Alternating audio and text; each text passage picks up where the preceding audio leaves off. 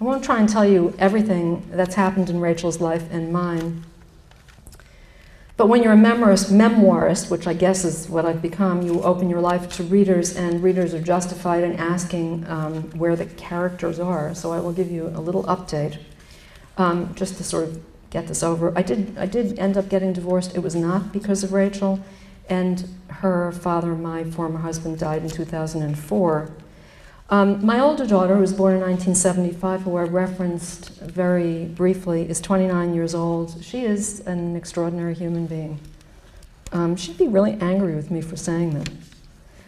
I worked really hard to make her feel that she was as important as her sister and that her problems meant as much. I have to say that it was very easy for me to do that. I found her really engaging, so I loved being with her. So that part wasn't hard, but about 2 years ago she told me something that really broke my heart. That was really interesting. She told me that when she was about 8 years old, so Rachel probably was around 4, that she wanted a denim skirt, and that she knew if she asked me for the denim skirt, I would say yes. But she didn't want to ask me because she felt like I had too much on my mind. You know, too much was going on. And that broke my heart. It reminded me that even when you give the time to your other children and your siblings have their weight and their little splinters in their fingers, you know, you kiss and fuss over as much as you fuss over the major issues in your other child's life.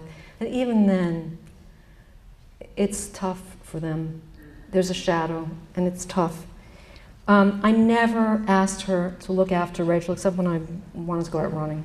But I never really asked her in a major way. I never said to her, when I die, Rachel will be your responsibility, even though at this moment in time we have almost no extended family and she has no father. So that's the reality. I never needed to say it. I never said it. I never wanted to say it. And she has, in her own way, taken that on. Not in an unhealthy way, I would say. So I've left her as free as possible to give her a lot of freedom. She ended up, she went to film school, she ended up making a feature-length documentary about her sister's transitional year from high school to college, which is going out to film festivals, and it's finished. It's incredible.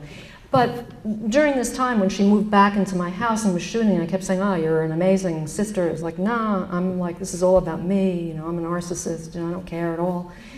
But she did become a major advocate for her sister, and now, I mean, it's really actually very touching. She lives in Brooklyn. She'll call me up and say, hey, Mom, I want to spend a couple of days with Rachel. Can you fly her out? Or she was back in Pittsburgh. It was spring carnival at Carnegie Mellon. And she said, I'm going to pick Rachel up and take her to see the new pornographers, you know?